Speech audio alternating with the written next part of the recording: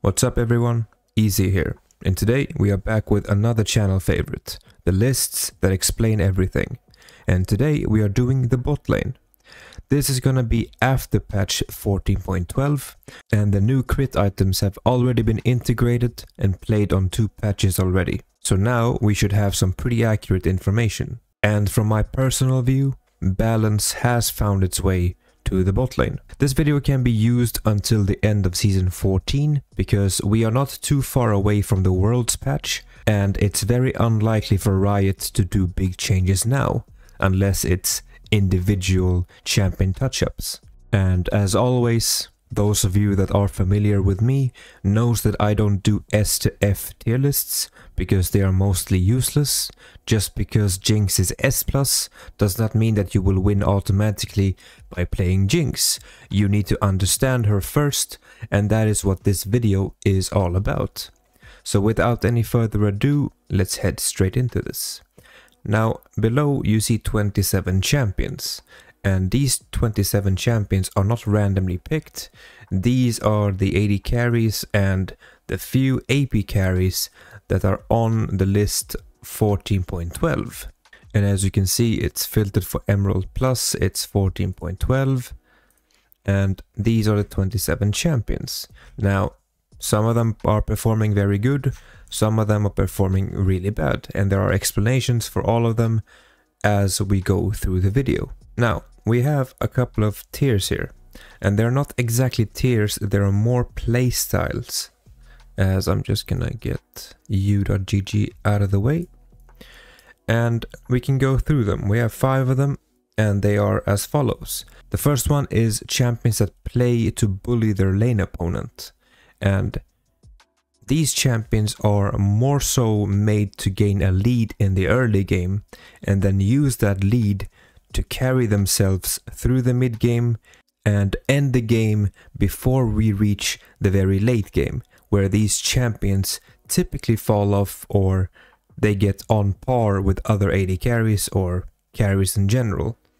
These are champions like Brand, champions like Caitlyn, Corki, Draven, Kalista, Lucian, Misfortune. 7 champions out of the bot lane pool usually gain their lead by bullying their lane opponent and creating pressure in the bot lane. Brand is currently the best bot laner, you might say, because he's very overtuned right now with his new items. His entire playstyle is about poking the enemy bot laners while simultaneously farming his minions. So he can tag the minion wave with his W, use his E, and then that E will reach and spread to the enemy champions and they will get poked down. And sustain isn't exactly something that everyone has access to, so Brand can make life very miserable for almost any champion. And then as he gains levels and more AP, he will practically be able to kill you by mistake while clearing his own minion wave. And that carries on later to the team fights, where he can press ultimate, press E, hit a W, miss his Q, doesn't matter, and he might kill 3 people. Just because he deals so much damage and his items synergize too well with his passive. And then you have Caitlyn. Caitlyn right now is in a weird state where she is pushed more to be an attack speed carry and has for the previous 2-3 years been a lethality heavy, one-shot heavy carry. Caitlyn used to be a champion back when I started in season 2 that gained a lead through having insane range in the laning phase, and she would make sure that every minion you touched you would get an auto in the face for it. And that way she would gain a lead substantial enough to carry 1 extra component, and sometimes, if she did very well, 1 extra item into a team fight. Today Caitlyn is in a weird state where she is very burst heavy and not that DPS reliant, but she's still very strong in the laning phase. And if you pair Caitlyn with a support that has guaranteed CC, that can guarantee Caitlyn landing a trap on someone, you will almost always win the lane, or at the very least win by gaining more tower plates than the enemy team. The only downside for me with Caitlyn is that her animations are very long and her time to kill is very long if she's even. She's still very strong, but you will notice a significant time to kill someone between Caitlyn and say Tristana. Then you have Corki, who's newly reworked into being an AD carry again, which he was when I started playing League. Like Corki Leona used to be the deadliest bot lane that you could play in Season 2, Season 3. And now he's back to being a bot laner and he's viable. He has been nerfed pretty hard, but he is still within this category that he is primarily there to be a lane bully. Emax Corki might have been nerfed and Qmax might be better now, but the playstyle is that you use his absurd AD scalings in the early game and his abilities to make sure that you bully the lane opponent off the farm. Now you can't do this if you have someone like Soraka as your support or someone like Janna. You need someone to help him engage a fight, because if Corki just W's in on his own, tries to land some poke, he will get one shot and you will lose the lane and someone will type AD carry diff. AP Corki is most likely dead and buried at this point, but you have a couple of options where you can go lethality and try to one-shot under-level targets, or you can go into a more standard Triforce attack speed crit build and try to play as a carry, but you don't have the exact same range as someone like Jinx or Kog'Maw or Tristana or Twitch. You are a bit weaker in that regard, but your burst is so much higher. And then we have Draven. He's very difficult to play and get a hang of, but if you have say 30 to 50 games on him, he will feel very natural to you. And Draven is all about his axes. He gets a lot of bonus damage from juggling his axes and landing them. And he typically has two approaches. He either has a support that knows what they're doing and they can land the good fights that make sure that Draven gets early kills and he gains a lead that way. Or you have a jungler that knows what they're doing. And in a slow lane where Draven doesn't have that support that can facilitate fights, he would most likely just farm up, stack up his passive, gain lots of adoration stacks, and then wait for that one moment to cash in and get a kill. If he successfully cashes in, he might gain an extra 1000 gold out of nowhere, and now with that gold he has the ability to take the game from say minute 5 to 8 all the way to 25 and end the game. If Draven goes to the ultra late game, his time to kill is also pretty slow, just like Caitlyn. Other more attack speed based AD carries will typically outperform him the longer the game goes. And Kalista is also in a weird state right now. She is primarily a lane bully, but just like Corki, she needs that support that knows what they're doing and that can facilitate the early fights that make Kalista so good. On top of being a lane bully, Kalista is also an excellent objective controller, because when she's at Baron or Dragon or any big monster objective, she's able to stack her spears and basically use her E as a second smite, sometimes even more powerful than smite. And now she has access to two different builds. One is her classic on-hit build with Blade of the Ruined King and Rageblade and Hurricane, and she now also has a lethality build for when Kalista needs to be a bit more active in the early game and one-shot her targets before they scale up. Lucian is my favorite AD carry on this patch. I think he is very underrated, and despite him being D tier in most applications, Lucian has access to most of the good items for the AD carry pool. He can reposition himself, he can peel for himself, he can basically do everything, and his first item collector synergizes very well with his ultimate and his passive. Lucian has no issues dealing damage, no issues poking in lane. The only issue he has is that he is fairly short ranged And without a team taking advantage of him being so strong in the early game, you will most likely lose the game, just based on the fact that you are not as good into the mid and late game because your range is so short. Now you can circumvent this by being very good mechanically and really positioning yourself well in fights, but still you gain a lead through being a bully in the early game, you gain a CS lead, you gain a tower plate lead, you might get a kill or two, and then you use that lead to get yourself through the mid game and end the game before you reach the very late game. And the same can be said about Misfortune, but she's also in a very weird state right now, where she has 3 different builds. She's either the AD crit Misfortune, she can be lethality Misfortune, and she can also be AP Misfortune. And all 3 playstyles work for her, but the sad thing for her is that none of these builds are as good as other AD carries' full builds. Now, she can be very annoying to deal with, especially if you don't have hard engage, because she can position herself very far back and then use her E to slow people, then use her ultimate, and there's typically no answer to that. But Misfortune is a champion that loses a lot of power as soon as she steps out of the laning phase. Her Q is her most affected ability outside of the laning phase, because in the laning phase, if you land a Q on a minion that is about to die and you kill that minion with her Q will also deal bonus damage. Now outside of the laning phase, it is very unlikely that you land a last hit with her Q on someone and having that Q bounce onto someone else to deal massive amounts of damage. So there's a huge part of Misfortune's kit that doesn't really get that much use outside of the laning phase. So what you need to have with Misfortune is basically a brain in the laning phase. Recognize who your support is.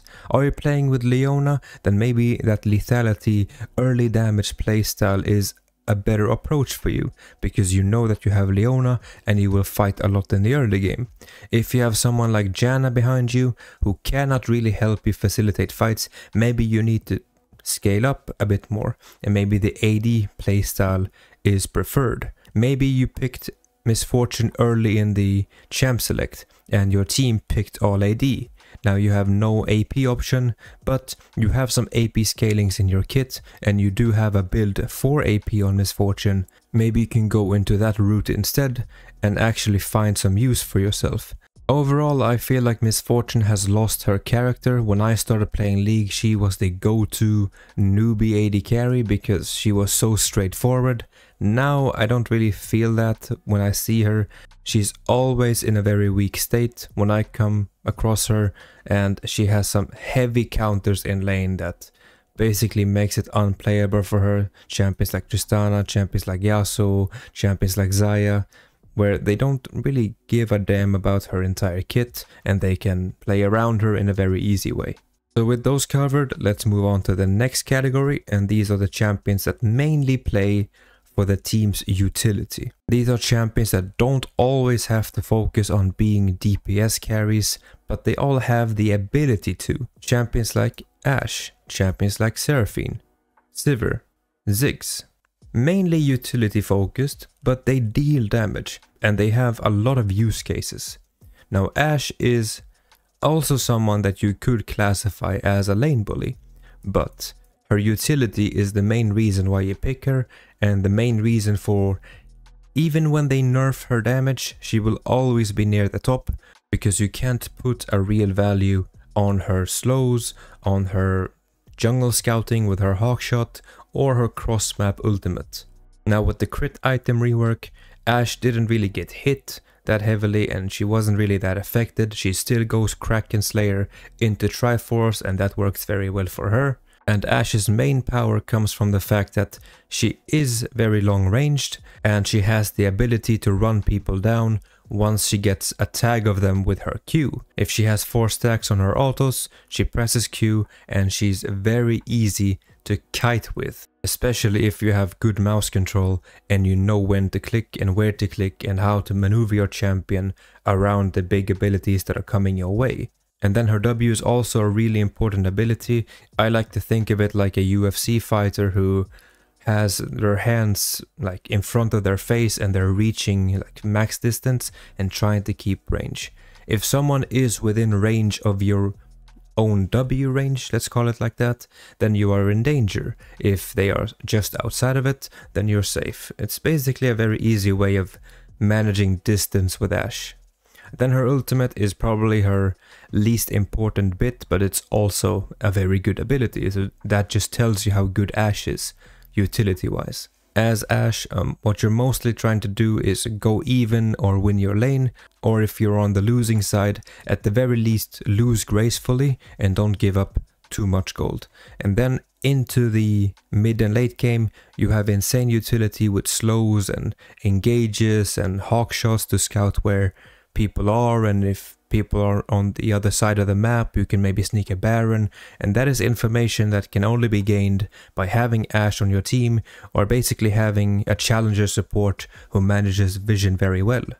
And then we have Seraphine, who is probably the most boring champion to face in lane. Seraphine is an entry-level AP carry that has insane heal and shield value, and who has the ability to turn a fight on her own if she hits her crowd control on a good target. The main thing about Seraphine is that she doesn't look to fight in lane. If she can, she will poke for free, but she has no problem staying close to her turret and just one-shotting the waves as they come to her and making it impossible for the enemy team to deal with you as a wave clearer, and they can't really attack your turret and gain a lead through tower plates.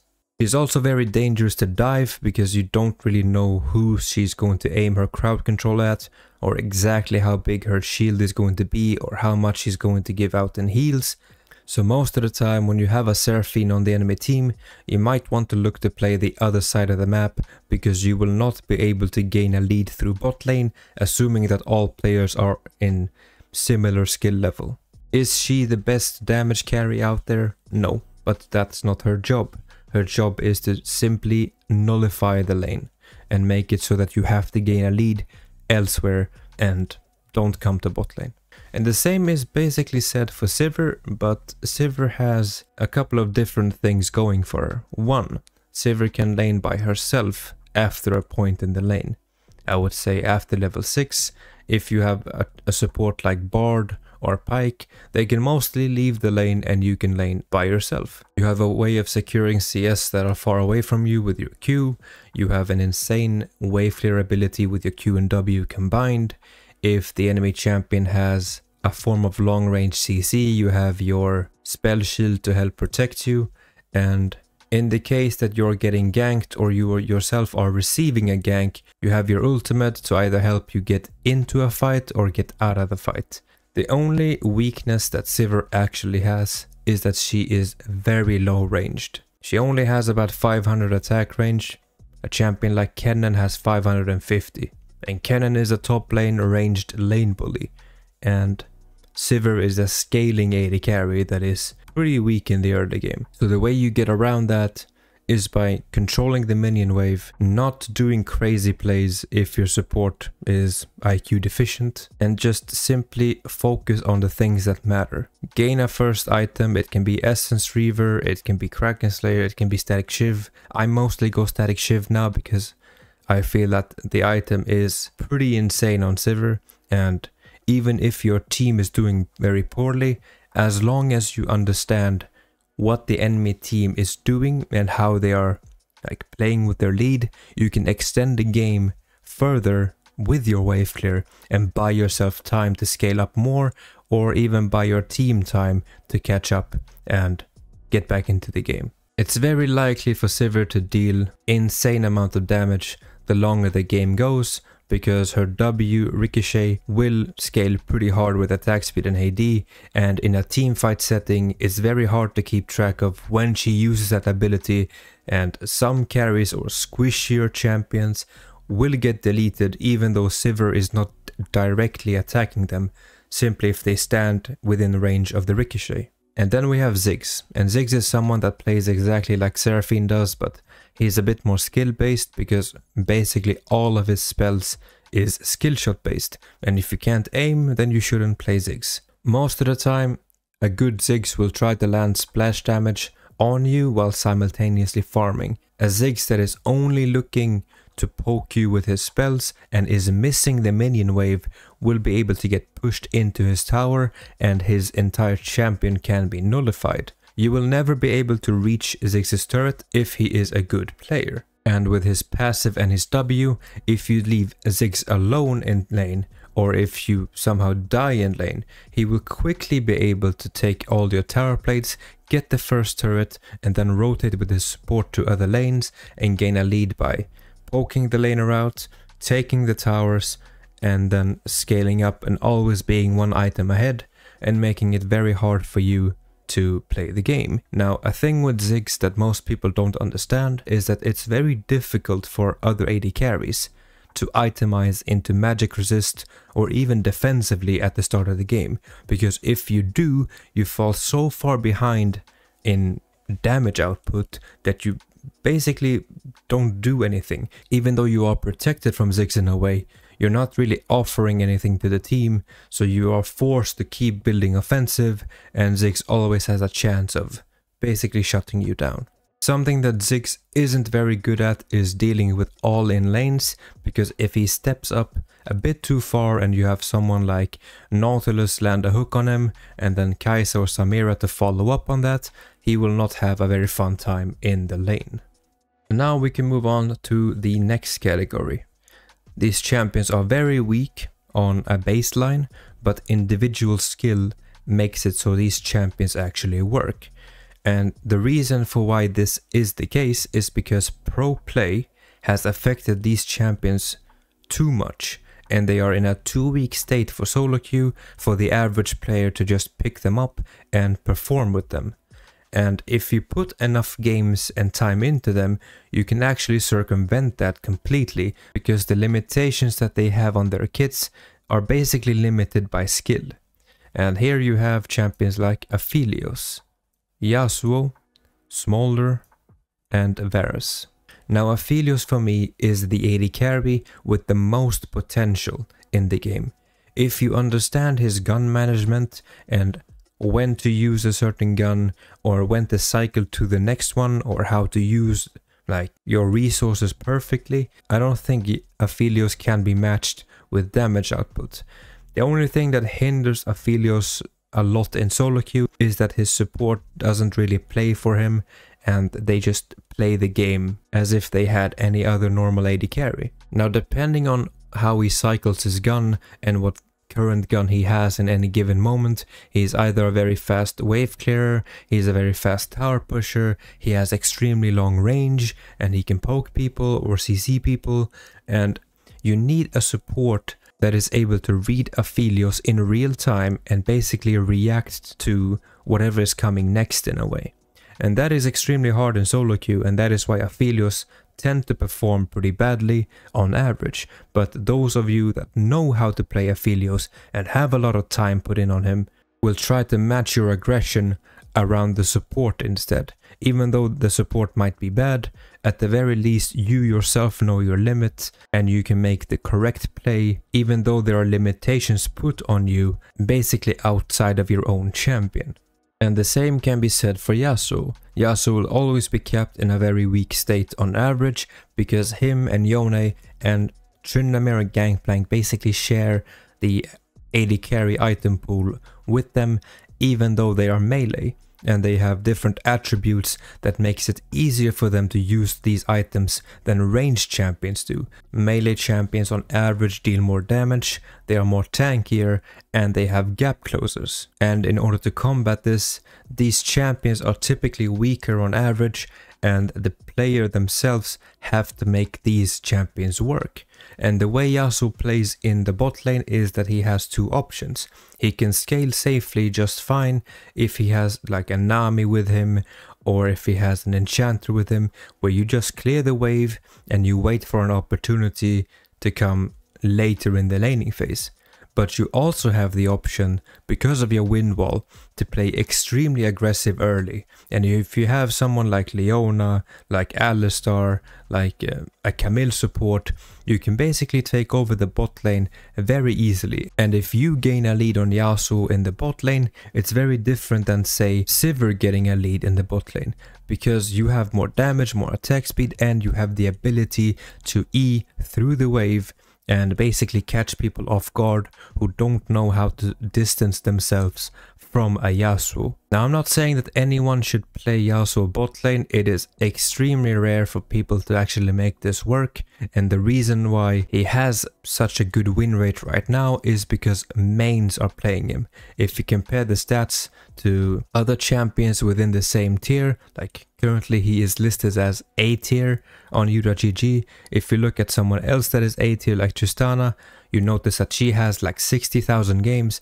and Yasuo barely reaches 10,000 games. So you know that on average, if more people played Yasuo, his win rate would go down. And Smolder right now is also in a weird state. As a concept, I don't think this champion belongs in League of Legends.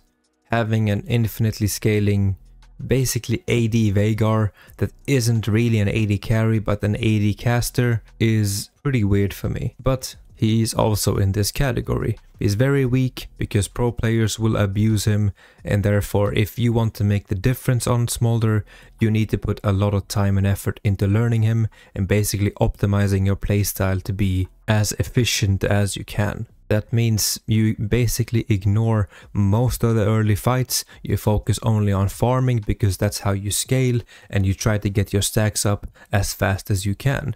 Once you reach that stage where you are technically like a really big carry, you need to think of yourself as like a Kog'Maw or a Twitch once you reach 2-3 items. Whatever your team comp looks like, you need to let your team eat up the damage for you, and only once it's free and once it's safe can you go in, deal your damage, execute someone, and then move on to the next target. You don't want to be an AD carry that goes crazy like Jinx in a fight, because you will get annihilated. And Varus is also in this category, has been abused by pro play for God knows how long. Like, I remember watching like season 5, season 4 LEC, LCS, and people were playing like armor pen, Varus mid, and just poking with his Q from very far range, and it wasn't really playable. And he has always been receiving nerfs like left, right and center, and even though he is very weak, he still has an insane kit that allows him to perform well in solo queue as long as you yourself are pretty good on him.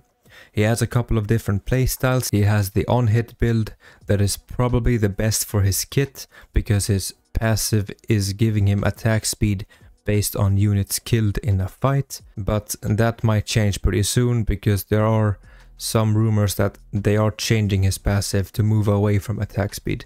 But for right now, we can talk about Varus as he is on patch 14.12.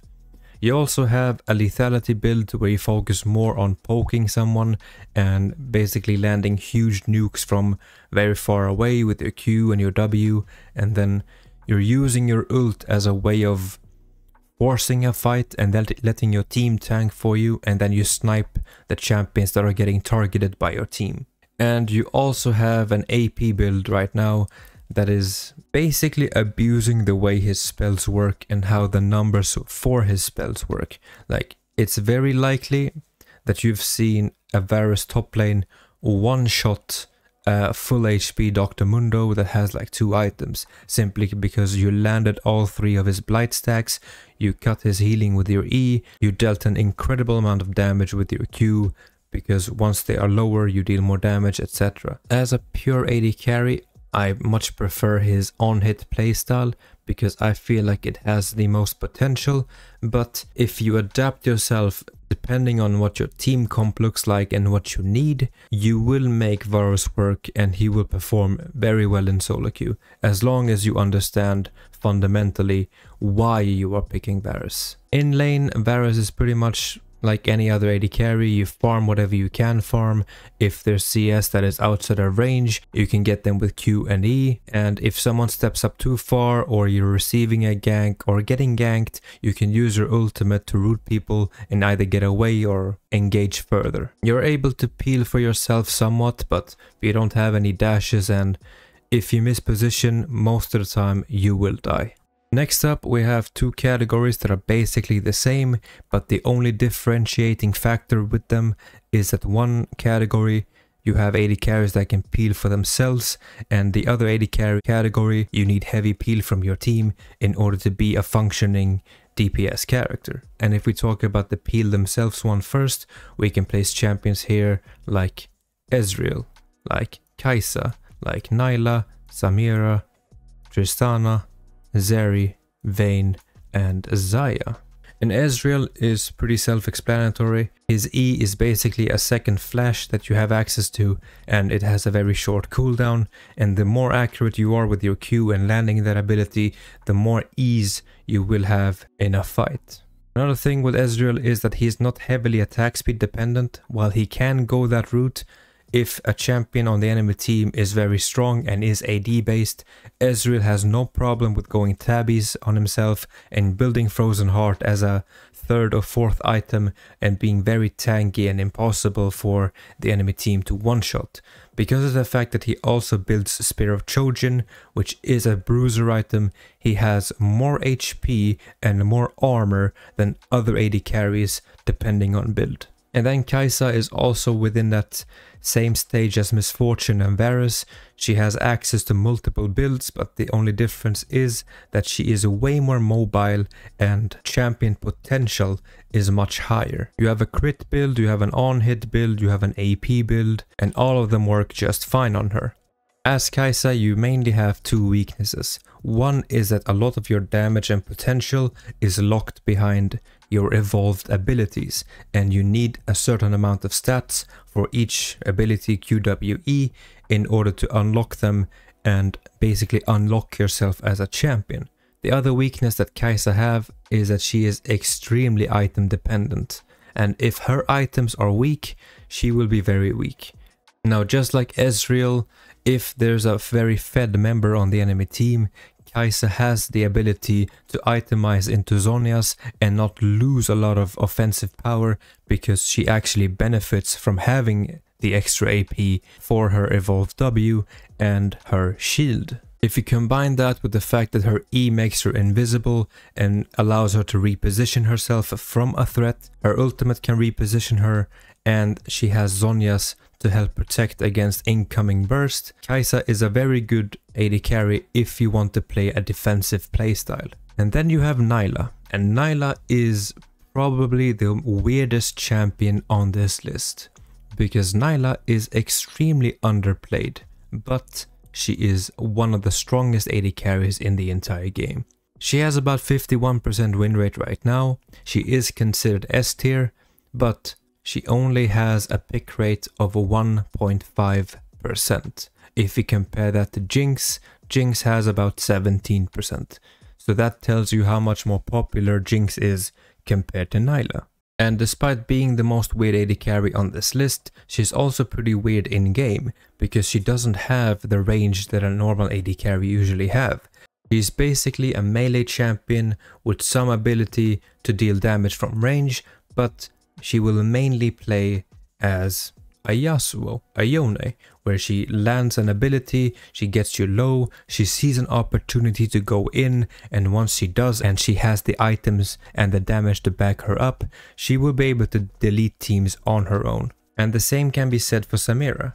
I would say that Nilah and Samira are basically the same champion, but Nilah is easier to play, but Samira has more potential. If we compare them ability for ability, Nilah Q and Samira Q are basically the same thing, but I much prefer Samira Q because of the increased damage if you are ranged. Samira W is pretty much a better version of Nilah W, and then Samira and Nilah E are basically similar as well. You dash to a target and you deal damage, or you reposition yourself. And then Samira ult has more damage potential, but is easier to shut down with some CC, while Nilah ult also has damage potential, but she's the one that CCs the enemy enemy team by like pulling them into her and dealing lots amount of damage. Now Nilah also has the added benefit that she gains extra XP, and the XP that is normally lost from being a duo in lane is not lost with Nilah. And since you gain a lot of stats by being 1 level up, 2 levels up, and there's a certain gold value tied to a level that is different on each champion depending on how much stats they get for leveling up, Nilah can be very good as a solo lane AD carry. And then you have Tristana. Now Tristana is someone that I play a lot in the bot lane, but she is primarily played as a mid laner and a top laner right now. And the reason for that is she has a lot of pushing power and a lot of 1v1 power, because her safety is her biggest attribute and her range is impossible to play around. In the bot lane, it's much harder to take full use out of this kit, because you're not only dealing with one person, you're dealing with 2 people. And if you don't have a support that is basically on your level and understand what Tristana wants to do, you will most likely play 1v2 and you will not be able to take full advantage of Tristana's kit. But as a pure AD carry, if you're just playing smart and around your own support, you only go in when you see that your support can follow up. You farm whatever you can, you try to push the lane. Whenever you can, you try to take a tower plate. You don't have to fully itemize into attack speed because you gain a lot of it through your Q. And her combo of Kraken Slayer and Navori Flickerblade right now is really good. And you are able to keep a permanent uptime on your Q. Now with Tristana, another skill is also required, and that is having good judgment. A lot of your damage and champion potential comes from the fact that you can jump onto people with a stacked bomb and get a reset, but knowing when to jump and who you can jump on without getting blown up as an AD carry is a very important skill to have. And it is very common for Tristanas that are fed to basically forget that they are an AD carry, jump into someone, get one shot and then lose the entire game because they thought that they were a fed AD carry and pretty much invincible. So having sound judgment on Tristana goes a long way, and if you have that and you know how to play with her kit, then Tristana is one of the best AD carries that you can climb with. And then we have Zeri, a problematic champion and a self-admitted mistake by Riot Games, where they said that they pretty much wish that they never had made her. But she is here, she will stay here, she will never be deleted, and even though she is problematic for pro play and for cheaters in the game in general, I feel like Zeri has a lot of potential for the average player as well. It's a different skill to learn, where her auto attack is basically on her Q, but if you ever played Evelynn, you know how much Q mashing you have to do in order to deal damage, and it's the same here, but there's a lot more skill involved. Not only do you have to reposition yourself with your movement on your mouse, but you also have to aim your Q towards them at the same time if you want to deal damage. The rest of Zeri's kit is pretty self-explanatory. She has this W damage beam that gets larger if she hits a structure or a wall first with it, and it deals a lot of damage if you can hit this in a team fight. You also have your E to reposition yourself or glide over walls, and if you're ever within range of someone, like one or multiple people, you can press ultimate, deal a lot of damage in an AoE area around you, and gain a shield. Zeri is a champion that I would play if I played in an elo much lower than my actual skill level, because her damage potential is pretty high, her self-peel potential is pretty high, and the ability to delete players off the map with your burst is almost unmatched from the AD carry pool. And then we have pretty much the most old school self-peeling AD carry in the game. Vayne has come in and out of the meta for multiple years now, and as of right now I feel like she is somewhat underpowered and could probably be in this tier, but she's still fully able to carry even as an average player, as long as you understand when to go in, how to reposition yourself, and the fact that you have a lot slower time to kill than other champions. But the added benefit of that is that you're able to much quickly reposition yourself and deal with champions like other AD carries can't deal with. Like, let's say you are Caitlyn and you have an Ornn on top of you. You are going to die. It doesn't matter what you do or how you move. Ornn will land his abilities, he will one-shot you, and there's nothing you can do about it. You can only go make a Reddit post and cry about AD carries being weak. But Vayne, on the other hand, is able to deal with champions like this, champions like Darius, like Ornn, like Garen, because of her fast repositioning and her knockback with her E, and the fact that she deals true damage and she has a lot of attack speed in her build. One of the most underrated parts of Vayne's kit is that she gains a lot of movement speed in her ultimate and from her passive, and with that movement speed, is she pretty hard to pull off? In a similar skill level, yes, but she is not impossible to play, and she is not as gated as an AD carry like she was like 7-8 years ago, where you had to be really skilled on AD carry to actually make her work. Now you can make her work, but there is a big difference between a decent Vayne player and a great Vayne player. And then we have Xayah, and Xayah is my go-to against champions like Rengar, like Zac, anyone who wants to jump in on me, because if I have a decent reaction time, I can press my ultimate, put lots of feathers behind their entire team, and as I reposition myself backwards and they want to jump on me because I'm the AD carry, I can basically root the entire team and burst people down, and my team will be able to follow up on that and deal damage for me. Now in lane, Xayah has multiple roles. She can play like a Lucian, where she is able to go very aggressive in the lane and land a Q and one auto to put 3 feathers behind a champion, and then use her E and pull that back and gain a stun. She is able to farm from range with her Q in pretty difficult matchups, and she is able to peel for herself in a gank as long as you're not using your E in a very bad position and you're not wasting it. On top of that, once you gain a few items, Xayah will one-shot waves like there's no tomorrow. The only actual downside for Xayah that I can see is that her damage output is so reliant on you being ahead or you using W on someone that isn't like a big tank. And if you use W and a big tank is all you can hit in a fight, you will not do very much. Xayah is also one of the very few champions that I would consider a 50-50 champion, a champion that doesn't really have that big of a weakness, but isn't really excelling at any part of the game, and you're basically playing exactly what you are as a player. You're either good enough to make her work, or you're bad enough to the point that you're not really effective on her and she won't do anything for you. But like I said in the beginning, I primarily pick her for her ultimate and the power that gives me versus heavy dive champions, because it makes their life a bit miserable, and if they're not targeting the AD carry, then they have to target someone else. And if they do that, I get more space in a team fight to deal more damage. So I would say in short, Xayah is exactly what you make her. And that leaves us with these 4 champions. These champions need a bit of extra peel from their team in order to work. And the only champion that I feel like I can put right here is Jhin, because he has the ability to peel himself with his slow and with his movement speed and with his W, but having that extra peel from your team makes it literally impossible for most champions to deal with the fact that you are the fastest AD carry on the Rift.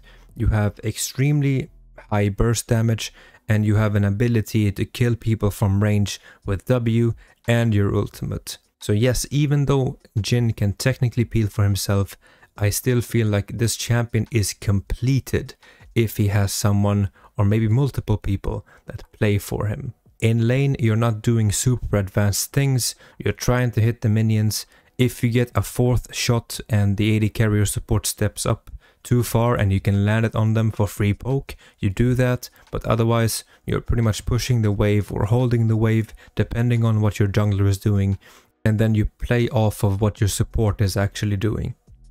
Jinx is also in the same category, but even though she has a bit of self-peel with her chompers and her zap, She doesn't have any dashes and her movement speed is locked behind getting a kill on a champion or a structure. Without any peel from her team, the enemy team is able to pick like heavy dive champions like Ornn, like Zac, like Rengar, and Jinx will not have an answer because she doesn't have anything in her kit that can basically hold people off. If you manage to get through the early game by just farming, maybe playing off of your support, getting a kill, you take towers insanely fast because your Q and like your passive ramp up with attack speed. And as you level up, you gain more and more range with your Q, and you will reach a point where you have enough attack speed, AD and crit to the point where you can somewhat frontline but not play too far away from your team. But you're able to land autos on people, run them down with Ghost or your passive movement speed, and as soon as a fight starts, you can hold your E, not use it, and wait until someone gets really close to you, and then use it in front of you in a way that they have to get around it in order to get to you. And if they flash on you, you flash away, and then you can basically run people down. You also have the ability to snipe away kills from people in other lanes than you, as long as you're pretty much aware of your minimap and where people might recall after a fight if they're low, and that way you can get an early lead as Jinx and use that lead to get yourself through your pretty weak early game. Now Kog'Maw and Twitch are basically the same nightmare for me, because if I'm queuing up and I see both of these champions with someone like Yuumi or Lulu or Braum, then I know that there's not going to be anything that I can really do in the bot lane in order to get around these champions, assuming that all players are equal skill level. Kog'Maw is a very heavy scaler, and he doesn't play by the same AD carry rules. He builds on hit, and he has a kit that is pretty much built for on hit damage.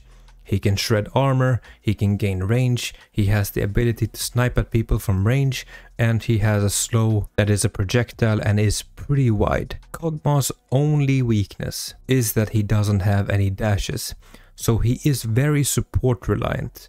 And if you see that someone has picked Lulu or Yuumi or Braum or any defensive champion, it's because you know that that support understands that, and you know that the support will play the role for the Kog'Maw or for the Twitch. If the support with the Kog'Maw is brain damaged and they pick Pyke or Ashe support or any other champion that isn't made to peel and defend, then Kog'Maw is pretty useless, because it will be very easy for you to get an engage on him and kill him. The worst nightmare you can have as Kog'Maw is playing against a heavy dive champion or someone like Twisted Fate that can basically ult on top of you, stun you, and let his team basically kill you for free without being able to deal damage. Twitch is a bit more mobile than Kog'Maw is, but it comes at a cost where he doesn't really deal that much damage up front. He's pretty much like Kalista in a way, where you stack autos on someone, you stack your passive, and then you have your E to execute that damage, and hopefully you're fed enough to actually have that burst mean something. The added benefit of playing Twitch is that you're invisible on your Q, and you're able to charge your ultimate while invisible and basically pop out, do a lot of damage, and as soon as you get a kill, you can go invisible again and get out and reposition yourself. In lane, you're pretty weak and you don't deal that much damage, and you have pretty high mana costs that are extremely punishing for you if you're trying to use them to wave clear all the time. But as soon as you get access to Blade of the Ruined King, it basically opens up the rest of the game for you, and you're able to sneak up on someone,